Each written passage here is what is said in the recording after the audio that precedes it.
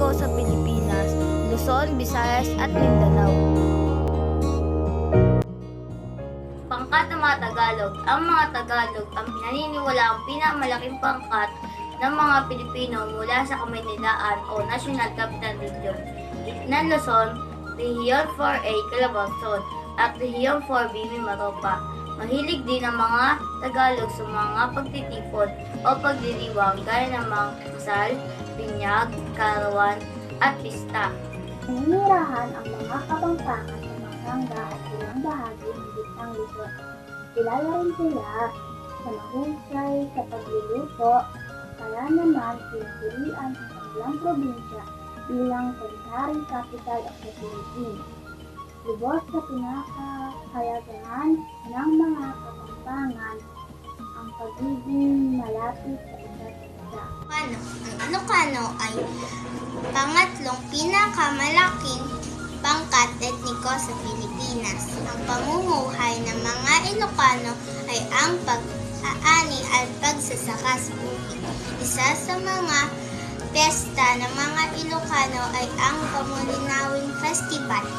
Ang mga Igorot ay matatagpuan sa rehiyon ng Cordillera.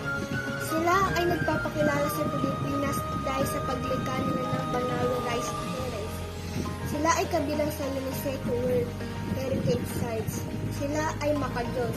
Sila ay may matibay na pananampalataya sa kanilang anito.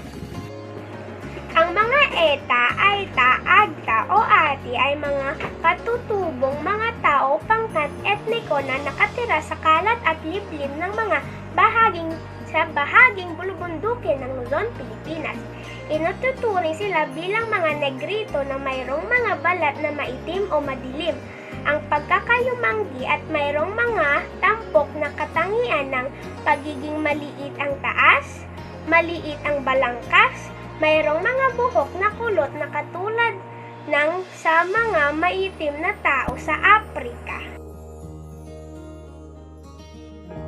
Pangkat ng mga taga-Cebuano. Ang mga Cebuano ay naninirahan sa Cebu at maraming lalawigan sa Mindanao. Kilala sila sa kanilang pagkamalagahim, mahinahon at malumanay. Tanyak sa kanilang mga sikat na pista sa Cebu, gaya ng sinulog at ang kanilang lechon. Tatagpuan ng mga waray sa Samar at Leyte. Kilala ang mga pangkat etniko sa Pilipinas na ito bilang matatapang at walang inurungan pero pagmahal sa kanilang mga pamilya. Ang etnikong Ilonggo, ang Hiligaynon o madalas na tinutukoy bilang Ilonggo ay isang pangkat etniko ng mga Bisaya. Ang terminong Ilonggo ay nagmula sa katawagang Espanyol na irong-irong. Tumutukoy ang pangkat ng mga tao na ang etnikong pinagmulan ay nasa lalawigan ng Iloilo, Guimaras at Panay. Etniko ng Maranao.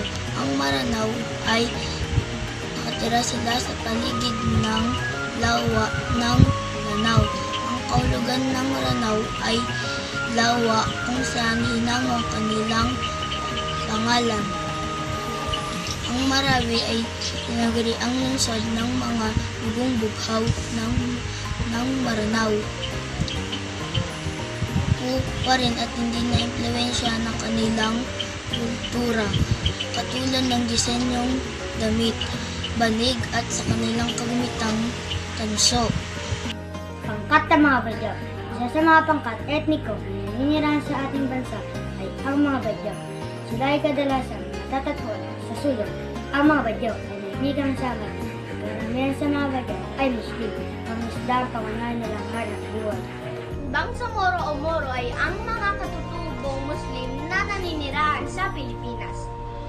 Sila ang mga inapo ng mga unang Malay, Arab at Indian na lumipat sa kapuluan ng Pilipinas mula pa noong ika-14 na siglo.